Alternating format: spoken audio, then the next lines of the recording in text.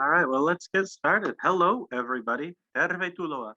My name is Nate Gibson. I am a folklorist at the University of Wisconsin here in Madison, and I'm excited to be co-hosting today's presentation with my friend and fellow UW folklorist Anna Rue.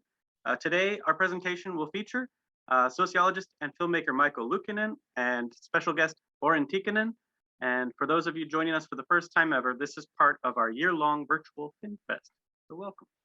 I want to open by thanking everybody for coming and also for thanking FinnFest for organizing this wonderful series of music events. Thanks are also due to the Center for the Study of Upper Midwestern Culture at UW-Madison and Sustaining Scandinavian Folk Arts in the Upper Midwest, our project known as Nordic Folk Life, of which I am also a part. We're proud to be co-sponsoring today's event. This is our fifth, as well as our upcoming sixth and final event in 2021 of the FinnFest music series, which will be on December 18th with Carl Rockinen discussing Finnish American dance music.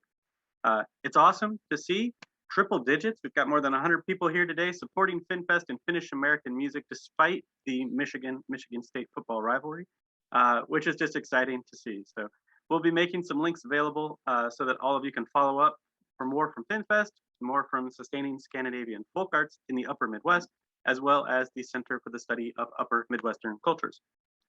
This is a live program. It's held on the Zoom webinar platform, so presenters cannot see or hear the audience, and audience members cannot see or hear each other. So we will have time for questions at the end, and you can type your questions in the Q&A or in the chat, and we will field those questions and share those questions with the presenters at the end.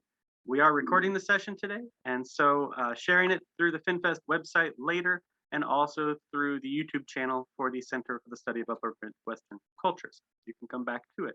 But right now, I'm going to hand things over to Anna, who will introduce today's presentation, filming Finnish American folk dance music in Michigan's Upper Peninsula.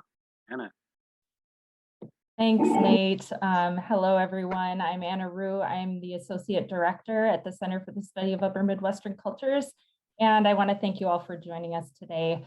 As we welcome everyone to this, this edition of our FinnFest folk music series, I'd like to ask that we all take a moment to think about place.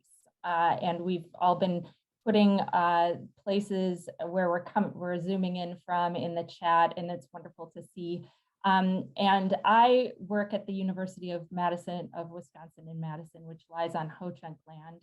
I mention that to acknowledge where we are and to acknowledge that we can't really tell the story of immigration, of history and heritage, family and friends without understanding where we came from, where we are, who came before us, and who will come after us.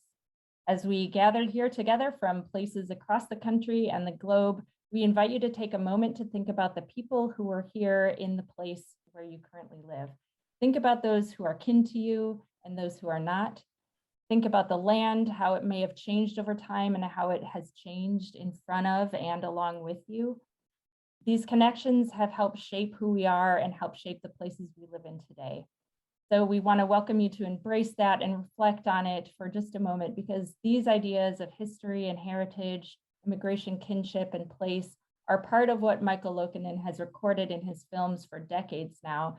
And we hope these reflections will help bring a deeper connection and understanding to our conversation today. And with that, I am really excited to introduce our featured presenter for today, Michael Loukinen.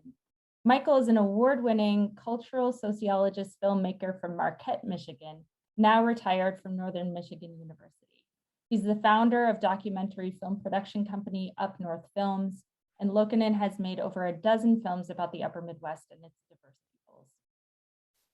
His 1980s film, Finnish American Lives, focus on farm lives and folk artists, and subsequent documentaries have concerned the traditional culture and history of Euro-American loggers, trappers, and fishers. A film about Native American and Métis fiddlers led him in the 1990s to document Ojibwa drum groups, wild ricers, beadwork artists, and wigwam builders.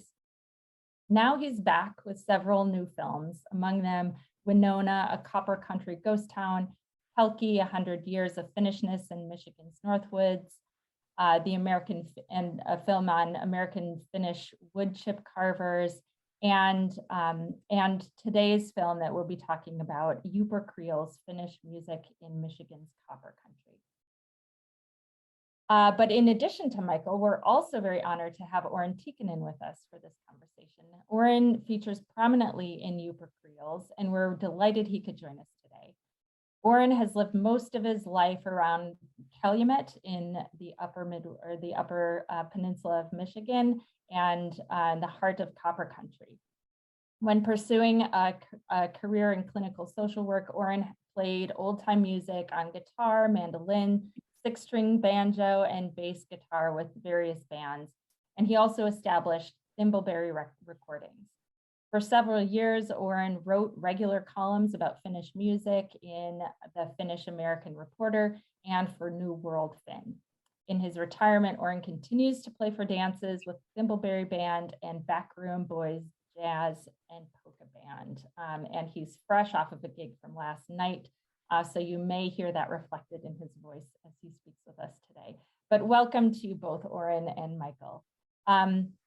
I would like to get our conversation started by asking you, Michael, if you would tell us all a little bit about the film Upper Creels and how it came about. Well, in my background, I was born in Detroit, spent summers in Michigan's Upper Peninsula until about age 15 or 16, and then moved to the UP to Marquette, Michigan in 1976, and I've been there since. So I'm a Michigan product. My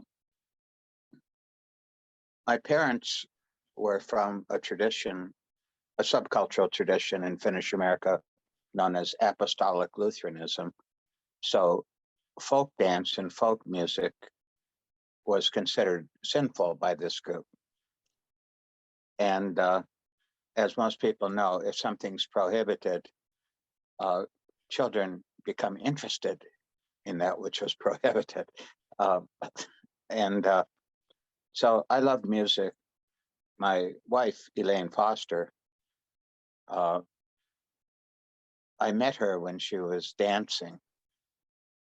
And she's a spectacular dancer, just has natural rhythm, can do anything. And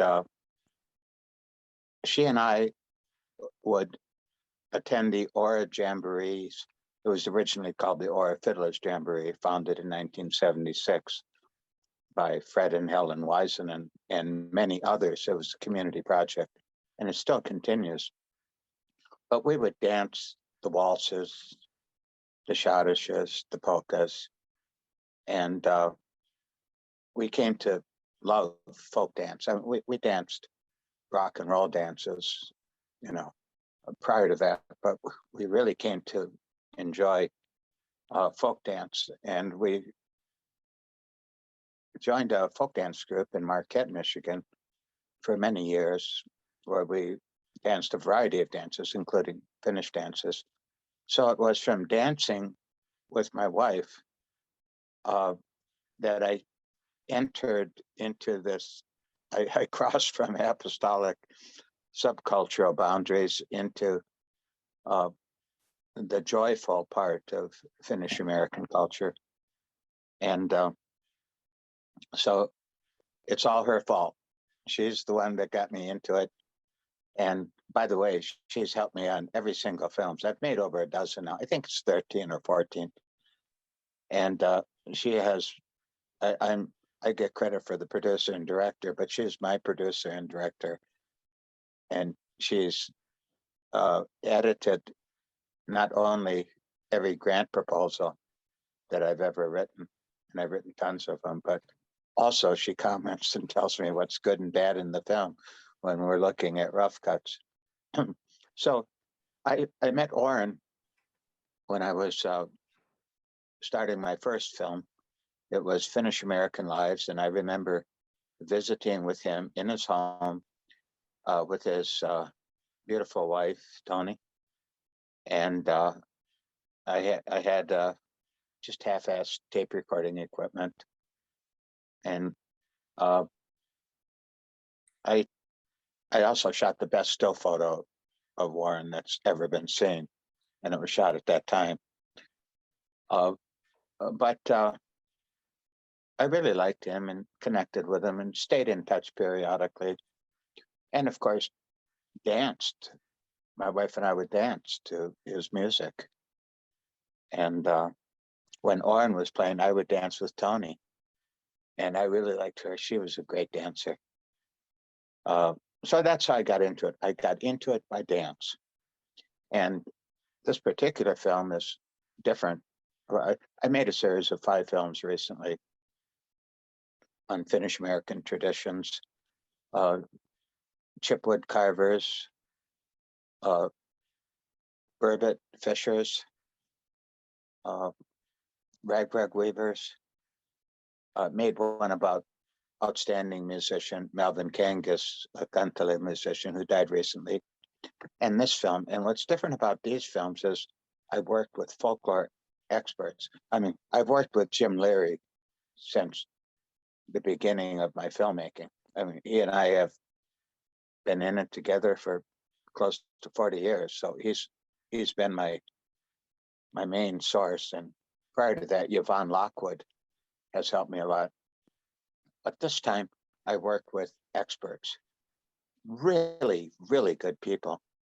And had an outstanding filmmaker, Alex Mayer, who's he shot the video and he edited. And so this time I had such expertise and such filmmaking talent working with me that I produced 6 films. I forgot about the Pelkey 100 Years of Finnishness film that started all this. But just in a short period of time, 3 years, I produced 6 films. And usually it took me 3 years to make one film. So these films are good because I had an incredible team. Hillary Virtanen and Kristen Ojanimi, who pronounces her name Ojanimi. She's an outstanding cinematographer too. And it's the result of everyone working together. And then Oren happens to be the single ethnomusicological expert and performer. So he was a natural. And that's how this film happened. A lot of people, good people worked on it. And I ran into some extraordinary talent who helped me along the way. And we completed all these films, these 5 films at the end of April. And then the pandemic hit, so none of them have been shown. Subsequent to that, I've been in North Carolina trying to sell my mother-in-law's home. She has Alzheimer's and is in a memory care unit, and we have to sell her home to pay the expenses. But all these films have been made and none of them have been shown. Sort of a strange experience. So that's how I got into it. Yeah, it's a remarkable story and an incredible sort of coming together of people and efforts to create just this just a brand new crop of films altogether. It's pretty amazing. Could I ask you, so it was interesting to hear you talk about coming to the music through dance and through the relationship with your wife and dancing. Could you reflect a little bit on the concentration that you've given to music over the years and what filming music and dance has, why that's captured your attention? Because it is a strain through several of your films. I'm thinking of Medicine Fiddle and the Ojibwa drums as well. What is it about filming and documenting music traditions that has captivated you? Well, music and dance combined creates community. It really does it. I remember filming, this was about late 1980s, the Gogebic Range Tamburitsans, and in Wakefield, Michigan, they organized a lamb roast, and the whole community turned out.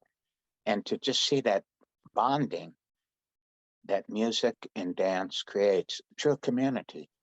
And of course, the same thing happened when I was making Medicine Fiddle. Strange thing about that turns out to be probably my most popular film.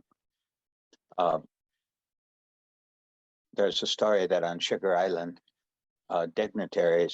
state dignitaries visited the tribe, so everyone there dressed up, and the men put on headdresses, eagle feather headdresses, which was a Lakota tradition, never an Ojibwe tradition.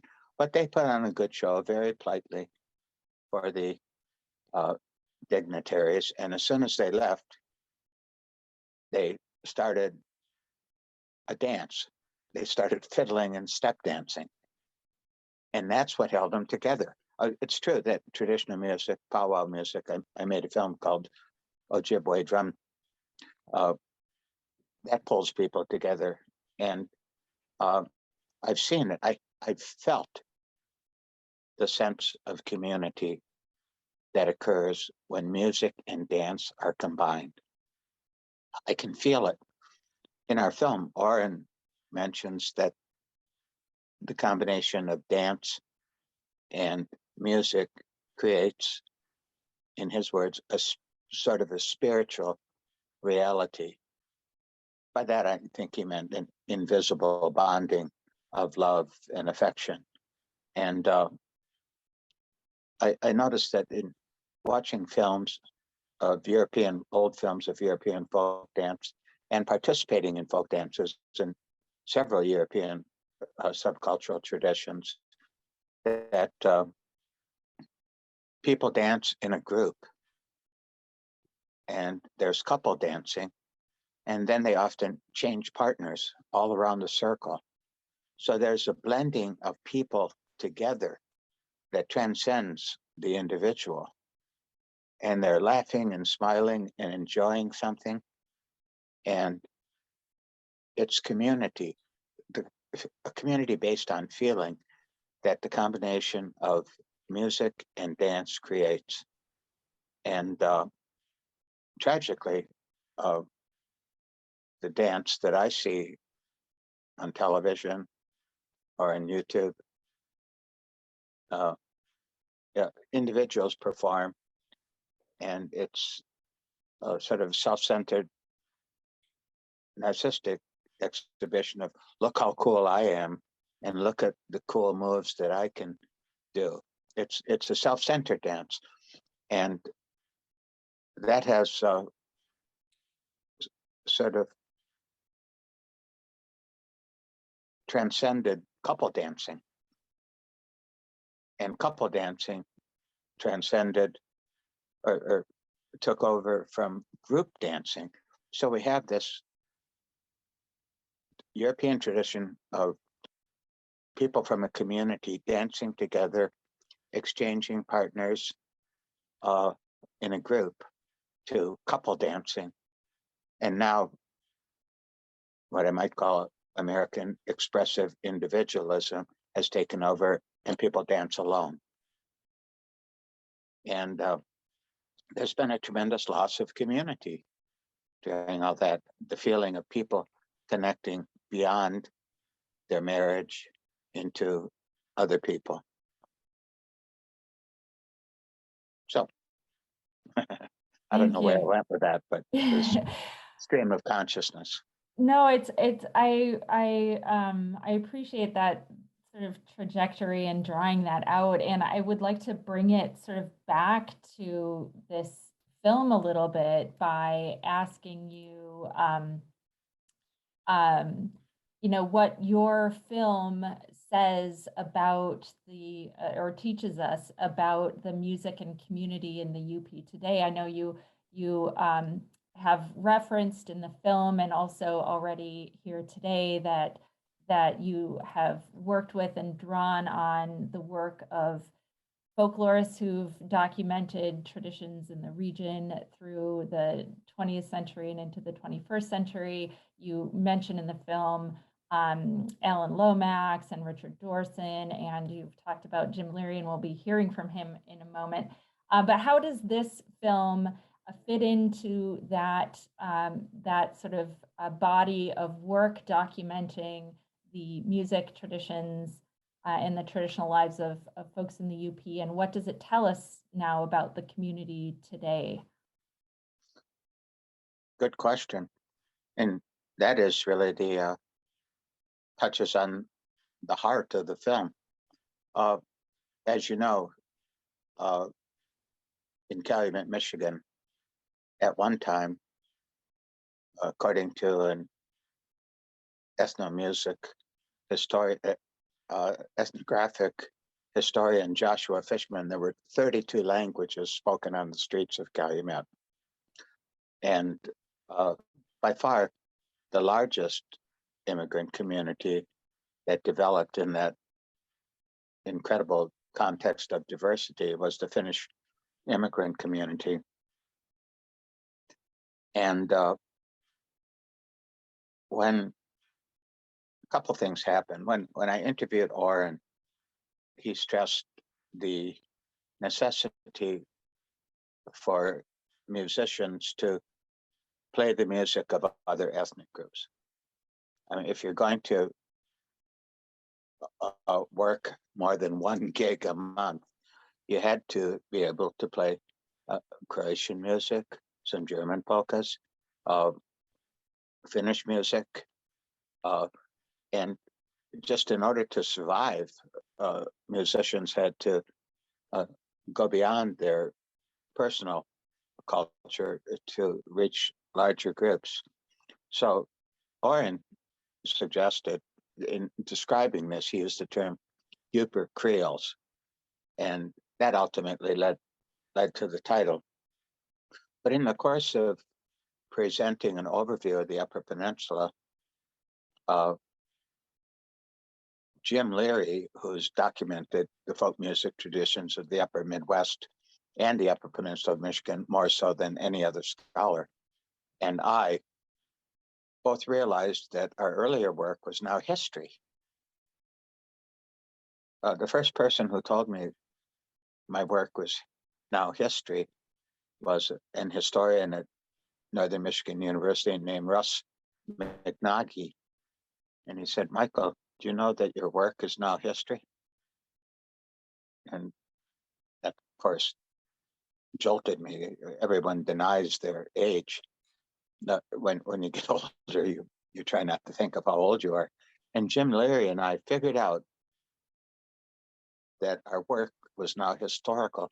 So in creating a portrait of the music history of the Upper Peninsula, we drew upon our earlier work, a lot of Jim Leary's work, books and recordings are spoken about and imaged in the film. And I went back into my old films to pull out the music, and we presented a rainbow, a collage of music, and embedded in that the strongest traditions, ethnic traditions that I see right now are, of course, the Ojibwe, the Anishinaabe. They're experiencing a revival of their culture, especially their drum groups. And there's still this pocket of Finnish American music that's fading because Finnish immigration to America started declining around 1930 for a variety of reasons. And there's still traces of it in particular venues. And we concentrated on those venues in our film. Thank you.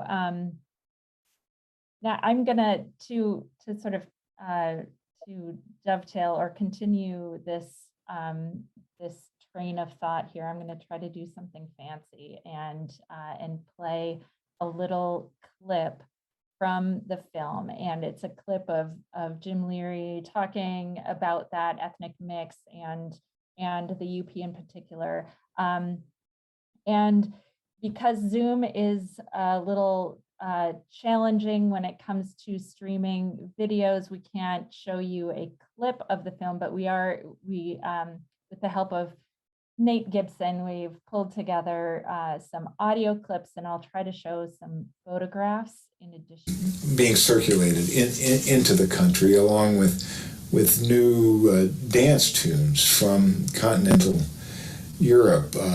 Couple dances, new couple dances, the polka, the waltz, the schottisch, or yanka, or sometimes Rhinelander, as Finns would call it. And so all of those things were happening at a time when Finns came over to the Copper Country. It wasn't just Finns by themselves. There were Chippewa Indians, there were Cornish and Irish, there were French Canadians, there were Croatians and Slovenians, and there were Italians, and those people all had their music as well. They might have house parties, and this especially would happen also in lumber camps when people would be getting together on a Saturday night. You'd have people of different ethnic mixtures bringing together what they knew in common, some kind of step dancing or some kind of a waltz or a polka. We get a little sense of the voices that you're bringing into this conversation, Michael. I would like to take a moment to play yet another selection of Jim's reflections on music in the UP, and bring Oren into the conversation with that as well. So let me bring in this clip, and then Oren, I'll ask you a follow-up question after we hear what Jim has to say. Went off to school, rock and roll was happening, the folk revival was happening, all sorts of musical things were happening. And he was interested in all of those and absorbed them. And he decided to come home, come back to the UP, and instead of being like a lot of folkies from the upper Midwest who look to the South or the West for inspiration, he decided to look around. And what Oren has done then is to band together with other folks in the region who are interested in sustaining elements of the old-time music, but also doing it in new ways, sometimes doing newer songs, and he's done a good deal more than that. But he more than any other person has been the driving force in sustaining and being a kind of an anchor for and a resource for Finnish American music in the UP. Oren, I'd like to turn things over to you, and I'd like to hear you talk a little bit about the trajectory, your musical trajectory, and what brought you to the point of being kind of an anchor for Finnish American music in the UP. Trajectory, there's an interesting term. Sometimes I feel that is what I lack. I lack is a clear trajectory. I don't know if this will answer your question, but I see my role mainly as being a support person. I have been primarily an accompanist for the instrumentalists and the singers that I have found as I've moved along here.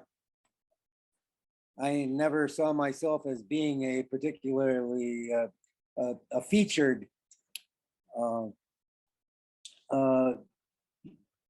musician or leader, although in my current band, although I try to evade the term band leader, I call myself the band coordinator, because no one else is doing it. And I find that that musicians who are far more talented than I are willing to play with me if I'm willing to take care of the nuts and bolts of coordinating things. But if you want to talk about Finnish American music, the pivotal moment in my life was meeting Al Reco when I had gone back to college at the University of Minnesota in the Twin Cities, and I met him. Al is 10 years older than I am. He was in his 30s. I was in my 20s. He's a wonderful accordion player and singer. Was raised speaking Finnish and is musically literate, so he's able to absorb music from printed notation, which is something that I have never been able to do. But anyway, we found out that he really liked having me as an accompanist, and we kind of sparked each other in that way. And I learned so much about Finnish American music from Minnesota and Michigan, Wisconsin, from Al, and then eventually music that we brought in from Finland. As folklorists, you know that there is the time capsule effect that folklorists have discovered when they go and visit immigrant cultures in other parts of the world, that music, which has long disappeared from the original home country, gets preserved in immigrant communities. So a lot of the music that I grew up with was music that was no longer heard in Finland. And I was able to learn a good deal of that from Al and from other older musicians like Ed Lauluma and Helmer Töres and George Nosiainen. But because Al was, in a sense, such a cosmopolitan character, I was able to get introduced to how the folk tradition and the dance traditions in Finland had developed since immigrant times. And it's just been a wonderful thing. And at the same time, as Michael mentioned before, one of the things that I had noticed growing up here, going to wedding receptions here in the Copper Country and going to community dances, was that the Finnish accordion players would always play Slovenian polkas. You couldn't play a dance if you didn't know how to play it. Oi Marichka Pegla, and that's one of the things that I have forced myself to do here. Well, I didn't have to force myself because I love that tune. I love Slovenian polka music, and I love Croatian tamburica music. As a mandolin player, how could I not love tamburica music?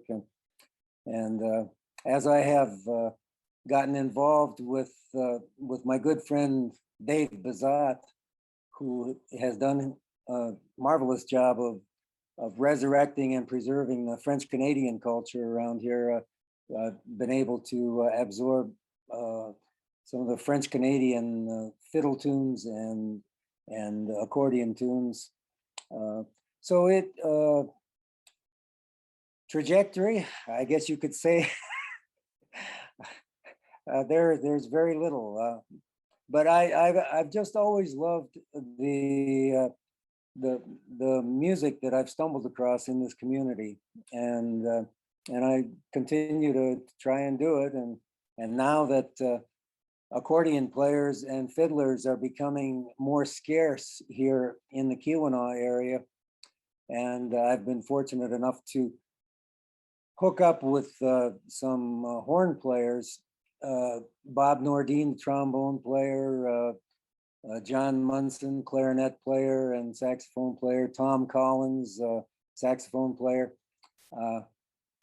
And they have drawn me more into jazz and into traditional jazz. I'm finding ways to combine the the music of my homeland here in the Keweenaw Peninsula with these jazz traditions and these southern traditions, and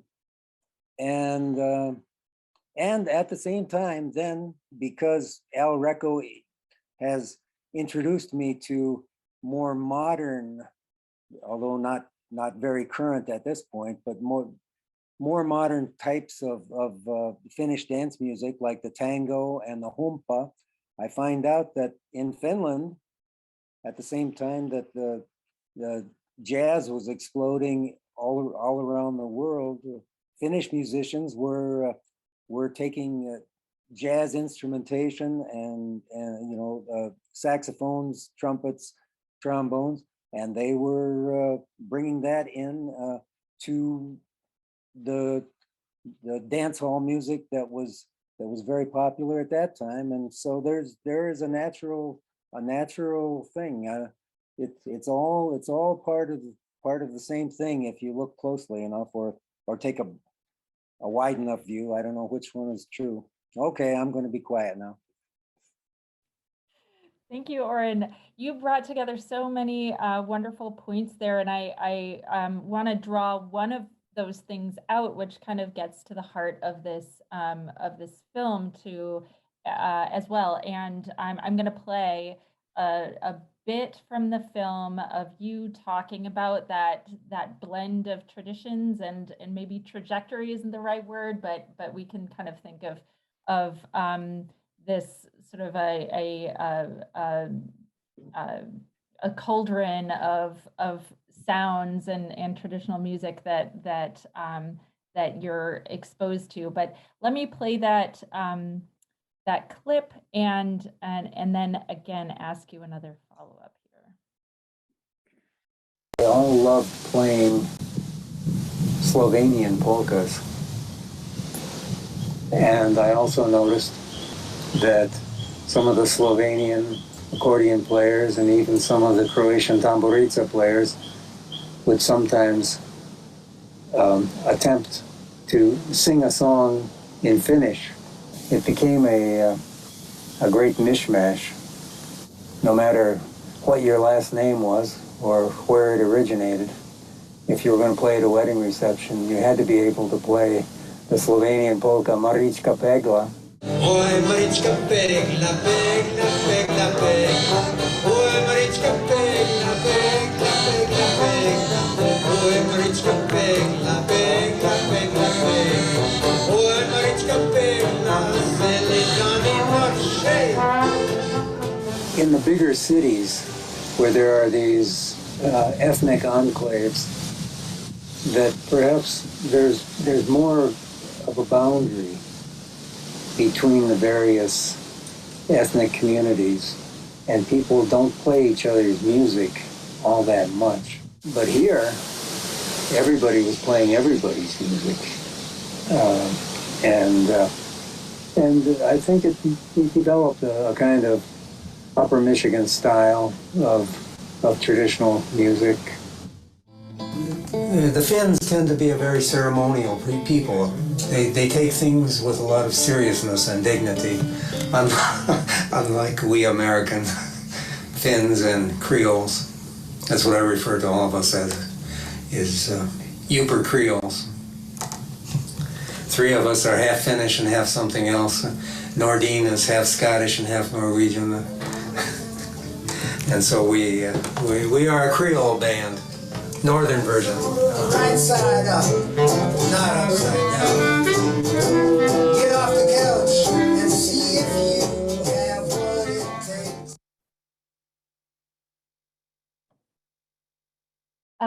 So Oren, you talk about this concept of Upper Creoles, and we haven't yet really defined what that means. Could you explain a little bit and expand on this concept of the Upper Creole? Well, it is a pretty hazy term, Anna, and I am not sure that I can define it very definitively. I just see it as part of this, our own microcosm of the American melting pot or the Canadian mixed salad, whatever metaphor you want to use.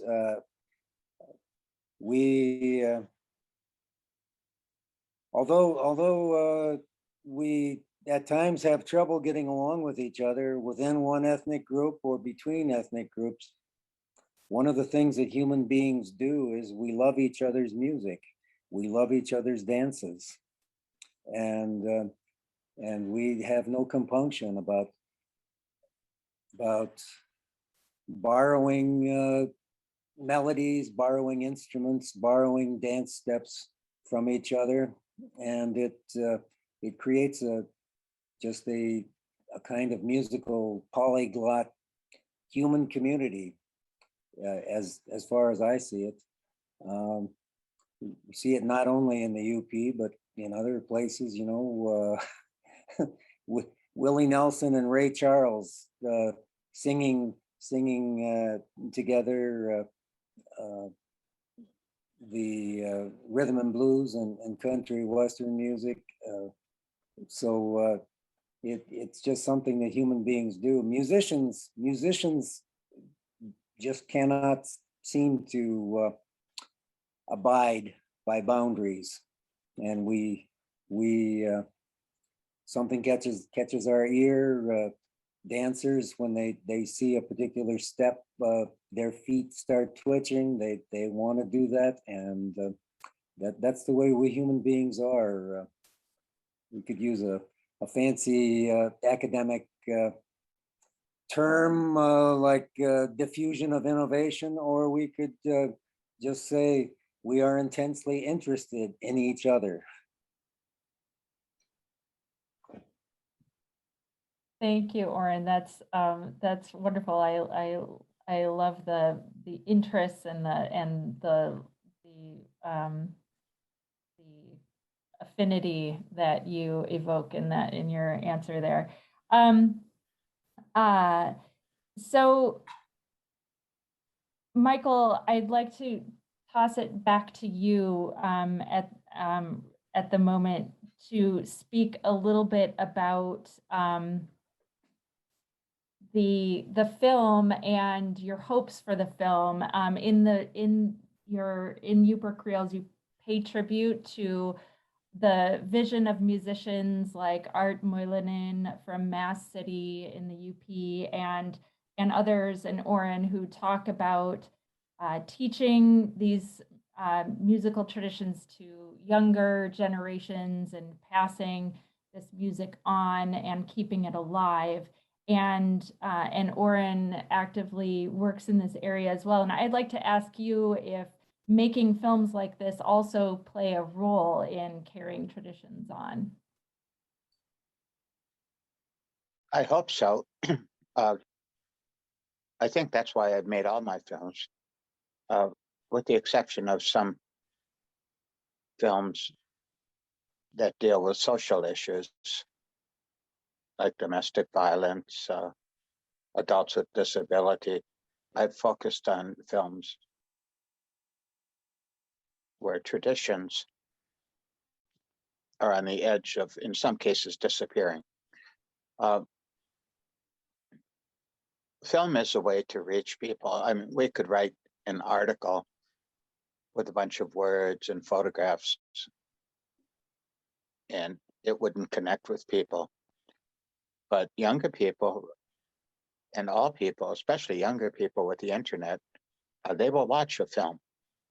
And what I hope evolves out of this film is an interest in ethnic music in general, rather than sort of the mass marketed versions of music that we see in most of the mainstream media. I focus in this film on dance venues. The film is about folk dance music. And I would like younger people to first learn how to dance. At every venue, and where Finnish American music is played in this film. There's people dancing. You see women dancing with one another, waltzing, doing the schottisch or the polka.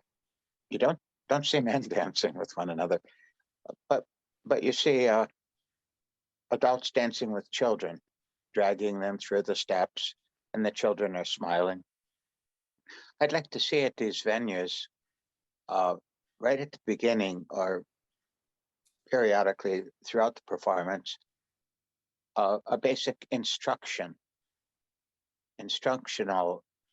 dance episode where people say, this is how you do the polka. For those of you who have not done a polka before, come on out and try it. Don't worry about if you make a mistake or think that you're the center of attention. You're not.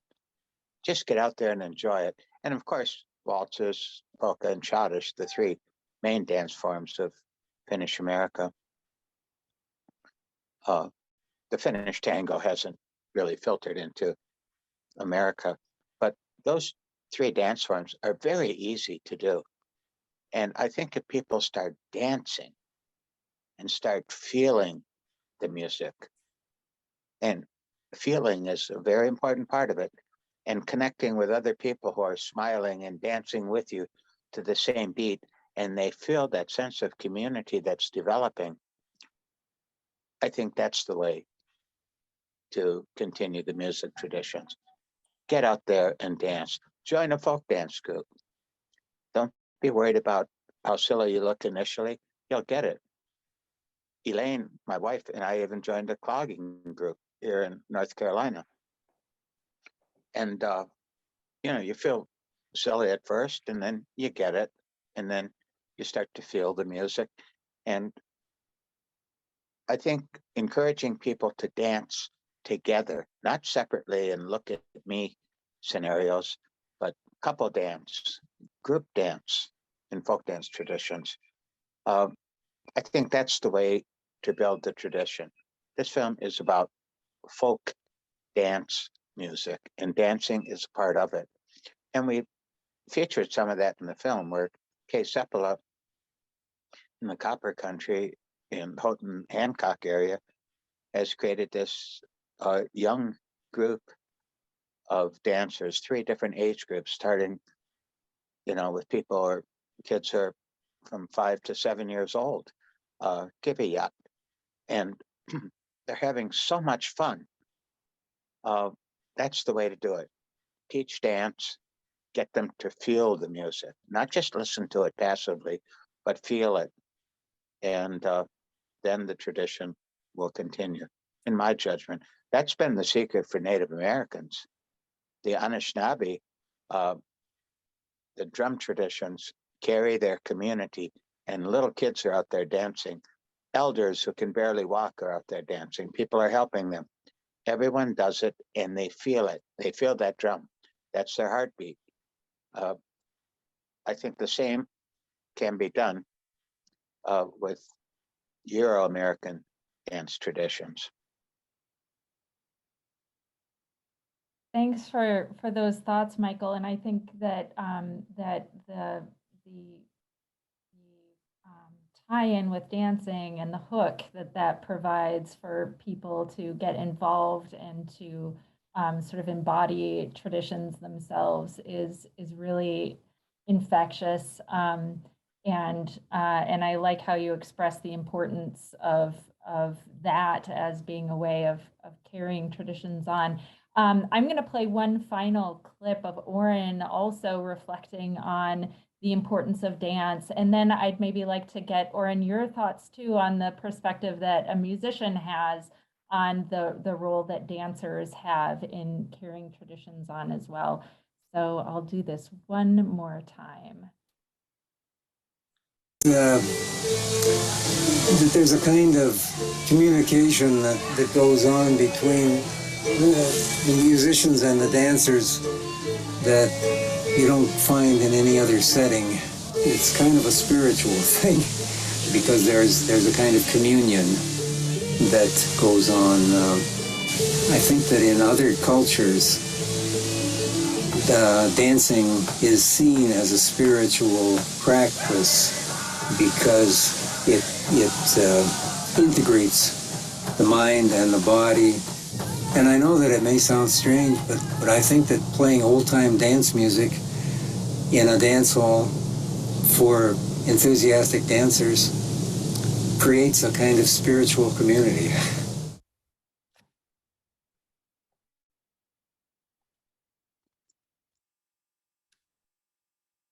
Okay, so Oren, could you talk a little bit more about that relationship between the musicians playing for a crowd of dancers and how that interaction takes place and the experience you're talking about in that clip?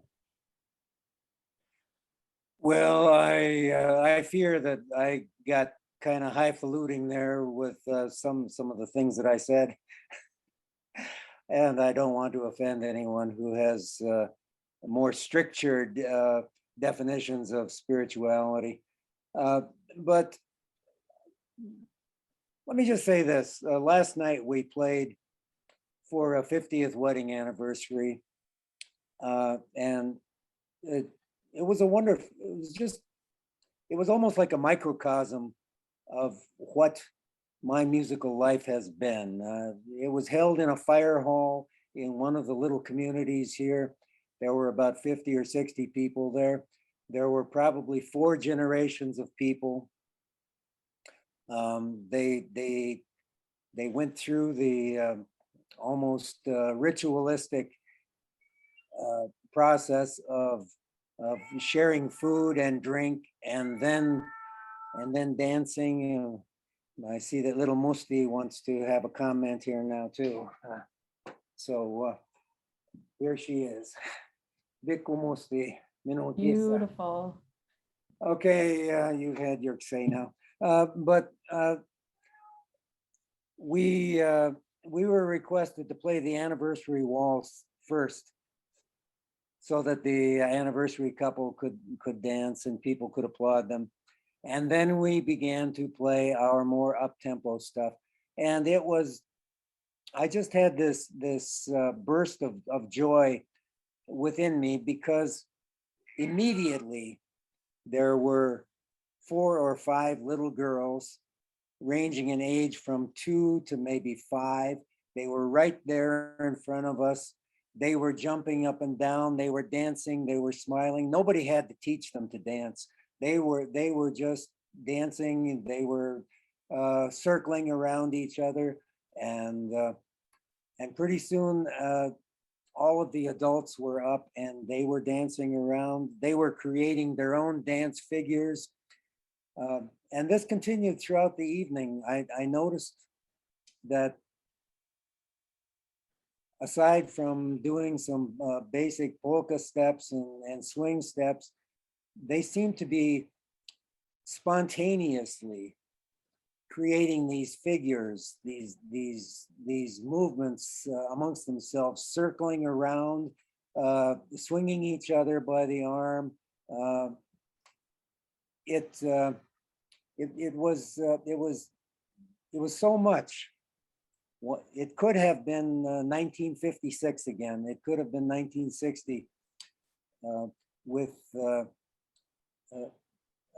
wedding reception that might have happened in that very hall. It could have been the original wedding reception for this couple in 1971. I was just tickled. I was absolutely tickled. The only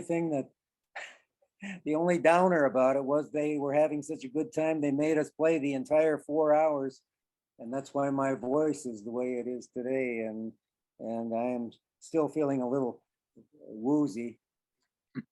And we have to go out and play again tonight, which is an unusual thing in these times. But yes, the local bowling alley is celebrating its 75th anniversary, and they hired us to come and play. So we'll be doing it again tonight. But the multi-generational aspect of last night's experience was one of the things that Michael alluded to it before with Case Epela's groups, and I just love what she has accomplished with the children, because when the children come, then the parents come, and perhaps the grandparents, and pretty soon we'll have 2 or 3 generations of people dancing together. It's what you see at the Aura Jamboree for the dances there, and that is one of the fondest memories that I have of growing up around here, was the multi-generational families coming together, families mixing together, families dancing with each other. And perhaps if we did have more of that, we would have less friction in our society today. I don't know. I hope so. Maybe we can solve the world's problems. I used to make a joke with Jim Leary that if we would turn the world over to the folklorists, that you all could probably make things run more smoothly, and maybe with more polka and rockabilly and yenka and valsi, we could solve the world's problems at least better than we seem to be doing. But anyway, I don't know if I answered your question, but that is my experience, and that's what I stand by. I love that. Thank you, Oren. Solving the world's problems one polka at a time. I would like to sort of draw out the sense that we got. You just evoked the history of that area so well in a present moment, and the sort of the marriage of the past with the present at that dance is you just described it so well. And we got a comment here about the sense of community that developed around Carl Pelhamp's years of Suomi Calling, the program he hosted, and that this was sort of a gathering of people to watch bands and dancers for a number of years, and the workers' halls and the roles that they played in gathering community, and now is a point of sharing stories and memories with people. I would like to sort of ask a final question of Michael Loukinen before we turn things over to questions, which is sort of looking at all of the people who helped build that community, who provided us with this wealth of memories and traditions that we can call on at dances like Oren's. So are there any individuals that we haven't talked about so far that that deserve special mention, that may be, a great subject for a future film? Michael. My wife told me I can't make any more films. It's very demanding to make a film. It's unbelievable. And first of all, I should say that the American Scandinavian Foundation, through the work of Hillary Virtanen at Finlandia University, contributed a grant that allowed us to basically complete one film and make 5 more films. And they haven't been mentioned on this program yet. So that made it possible for a lot of people to participate in the project. There's so many people, and I feel guilty for not including some. First of all, there's a wonderful lady whose name is Velma Doby, and Oren knows about her. And in fact, we're going to include commentary about her in the film, but we had to cut it out. Velma was a community organizer from Oulu, Wisconsin, who lived much of her life in Detroit in the Finnish immigrant community there, and then in the Finnish American community in Minneapolis. And she was a true community organizer. I stayed at her home while I edited, I think, 3 films. And her home was an oasis that created Finnish American culture. I was there with Dennis Halmy, who's an outstanding accordionist that's featured in the film. And we watched her and Tauri Altio create FinnFest. And there's Velma right there. And there were jam sessions at her home, and Oren participated in many of them. And that led to a lot of music. She promoted venues in Iron River, Minnesota, Oulu, Wisconsin, and throughout Minnesota. Also, since his photos right there, is Carl Pellenpa. In preparing for this Zoom broadcast, I was thinking about whom I did not include in the film, and one of them is Carl Pellenpa. And no one did more to promote Finnish American dance and music in Michigan's Upper Peninsula or in America than Carl Pellenpa. He's not included in the film because he wasn't a dancer and he wasn't a performer. And I focused on the copper country because that's where my heartstrings and my Finnish American identity are situated. Calumet, Jacobsville, Blue Mud Lake, and a place called Princess Point that hardly anyone on the planet knows its location.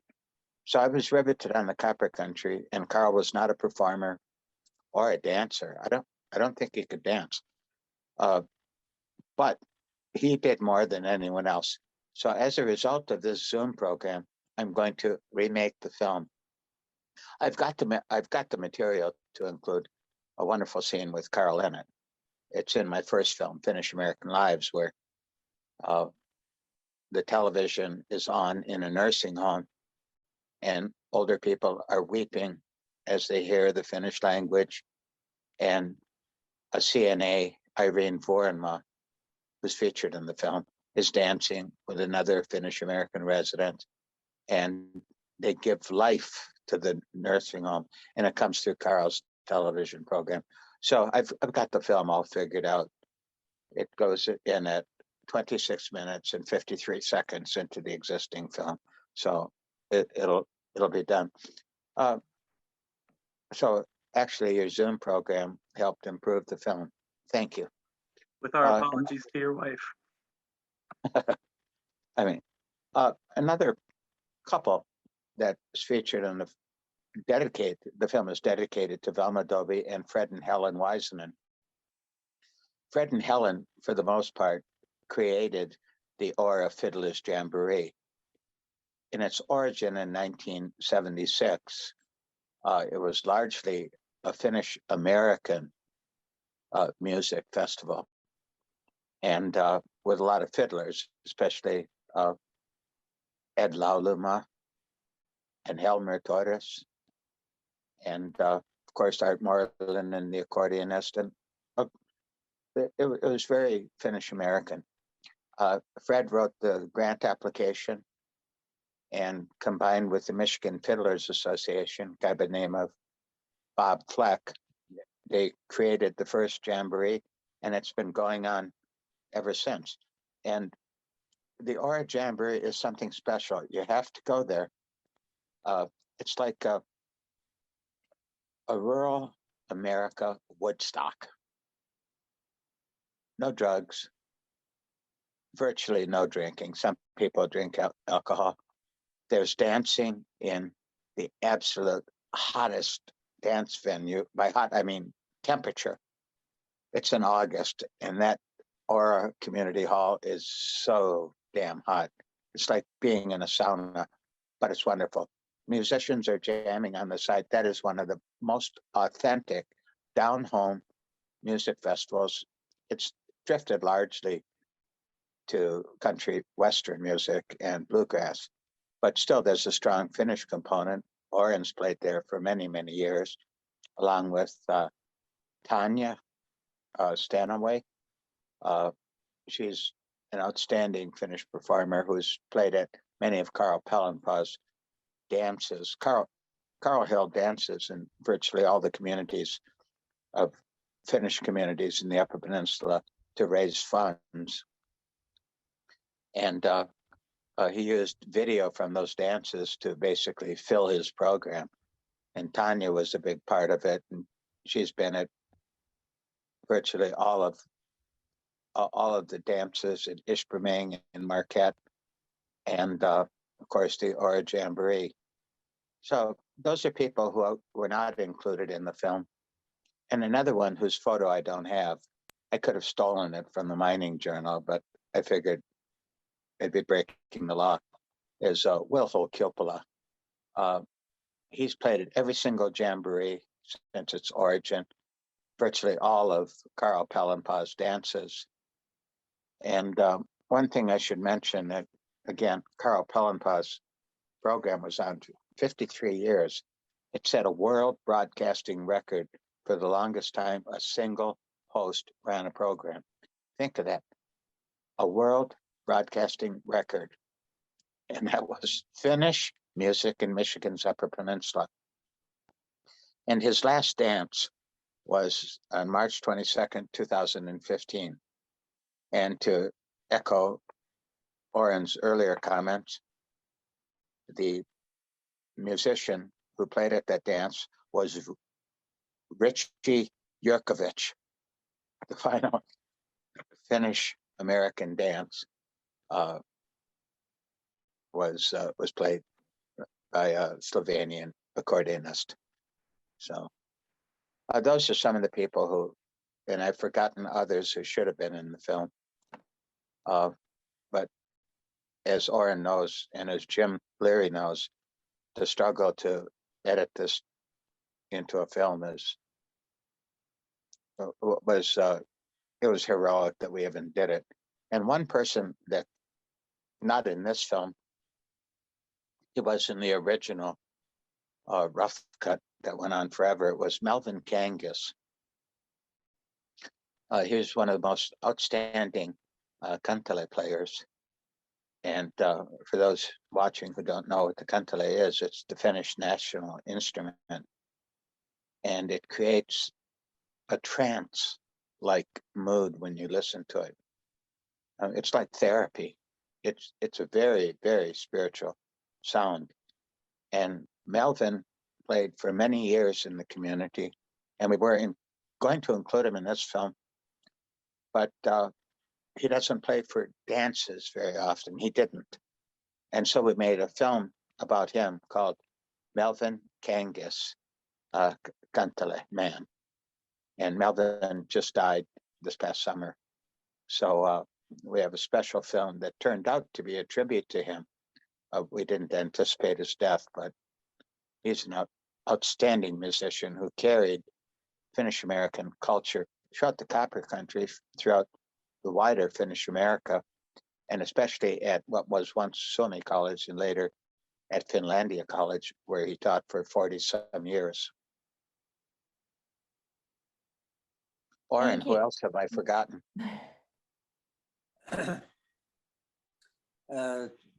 I was just thinking about Melvin. I'm sorry. Yeah, you mentioned Dennis Holm, who lives in the Twin Cities now. He's originally from Upper Michigan. I think was born in Ontonagon. An old friend of mine and of Al Reco. Dennis has been the accompanist for the Kisarit Finnish dancers in the Twin Cities for many, many years, and we've played at many dances together. He has some really interesting stories. He, like you, his parents wound up immigrating to the Detroit area, what I call the second Great Migration, and he is someone who is roughly of my generation who still remembers the old Finn town along Woodrow Wilson Avenue in Detroit, and playing in various honky tonks and dives, and again that creolization Dennis has always loved music from any background. And when I first got interested in Balkan music and I played a Macedonian tune for him, sure enough, Dennis already knew this melody, could play in 7/8 time, and had learned it firsthand from some Yugoslav immigrant in Detroit. So he's a really interesting guy. In the Detroit area, one of the most masterful accordion players that I have ever known is Don Reinholm, one of those Finns with a Swedish name. He is perhaps, well, his brother is taller than he is. I think his brother is 6'7", and Don is only 6'6", so he's the runt of the bunch. But he can make more sound come out of an accordion and control it at the same time than just about anyone I have ever heard in my life. And he is an amazing musician. And I think, if I remember correctly, that his teacher was Ralph Manisto, who was originally from here in the Keweenaw. I believe Ralph told me that he was raised in Phoenix Farms, which is up in Keweenaw County. Ralph had gone to Detroit. I think he was the same age as my father, born around 1917. He had gone to Detroit and set himself up as a music teacher, teaching, I think he said 14 different instruments. Ralph was a mainstay at the Finnish Cultural Center on West 8 Mile. And he and his wife, Ruth Sira Manisto, I don't know if they started the Hoyakat Finnish dancers in the Detroit area or what, but anyway, Ralph was their accompanist and was a wonderful accordion player. I think he may have been Don's first teacher, or at least one of he was a mentor, and the two of them would sometimes play together, along with Ralph's daughter, whose name is Elisa, like Lisa with an E on the front of it, Elisa. She plays the clarinet. In fact, I think she shows up in the film, in that jam in the tent at the Aura Jamboree. She's the one that's playing the clarinet. Don Reinholm's sister, Kristen Kreiner, is playing the flute there, I think. There's people of my generation, or maybe a little younger. Ron Carvin is a mandolin player who plays with Don Reinholm. Steve Niemi, I hope I'm getting his last name right. I call him Tapani, and so I can never remember what his real name is. Is a guitar player who plays with Don Reinholm. There's a wonderful singer in the Detroit area named Carol Perssonen. She is an engineer, and as an engineer, she is meticulous in preparation, and she plays the guitar, plays the ukulele, and then she sings these Finnish songs in a really lovely fashion. There are so many good musicians out there in our community, our larger community. So I'm sure that was much more than you intended for me to say. Andeksi. Thank you, Oren. I would also like to say that probably some of the best Finnish folk music available now is from Laulu Aika. They're featured in the film, and Ralph Tudela is the sort of organizer and director of that band. They play in the Twin Cities a lot, but they're always playing in the Copper Country, and Ralph is featured in the film rather prominently. And Oren and I both forgot about the Oulu Hotshots. who played in Iron River, Wisconsin, and they sold a lot of CDs, and they played very often at a bar in Iron River, and they packed the house. And they're very famous for their Sakyarvi polka, which is the fastest polka that I've ever seen in my life. It'll give you a heart attack.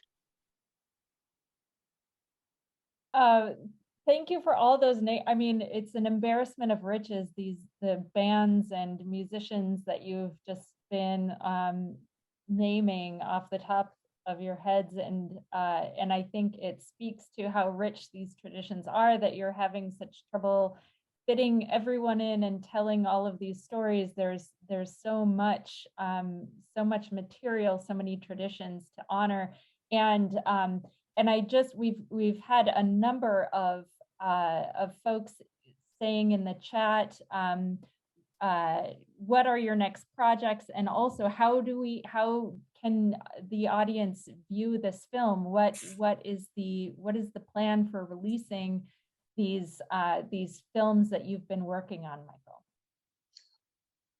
Michael? I thought of another person I didn't mention, and that's Paul Namaste, who developed an outstanding tradition of brass band music. He worked primarily in Minnesota in his later years, but he's from the best Finnish community on the planet, which is Pelham, Michigan. And I called him, and he didn't have any video of his band playing. Plus, they really didn't play for folk music dances. They're more of a performance group. But he should be mentioned as one of the carriers of Finnish American tradition. Go to Michael, may I interject and say that Paul's band, American Pojat, they do play dance music, and I have had some of my favorite moments of dancing to American Pojat. That style of what he calls torviseitsiko, the Finnish brass septet, which apparently is uniquely Finnish, the grouping of horns that is put together for that. It has been used for playing dance music, and I have danced to his music in a number of different places. They play tangos, they play humpas, they play waltzes, and if you haven't danced to them, you and Elaine need to get with them and dance, because that is wonderful music.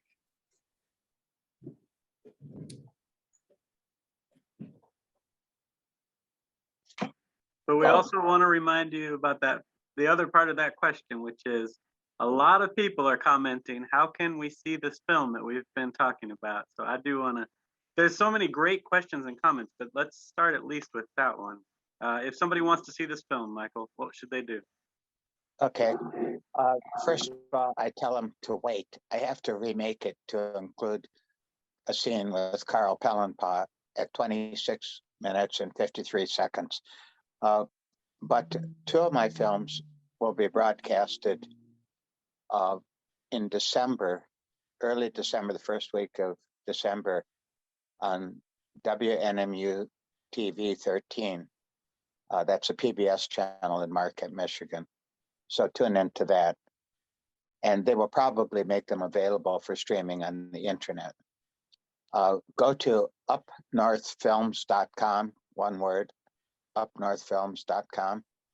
And we're in the process of creating trailers for each of the film. We're going to start selling DVDs of the 5 films funded by the American Scandinavian Foundation through upnorthfilms.com. We're going to first start selling them in a package, buy all of them. It's just too much of a hassle to ship individual cassettes, and people should really get them as heirloom possessions. We don't know how long they'll be available on streaming. Several of my films are available at folkstreams.net, and most of these films will be ultimately available at folkstreams.net.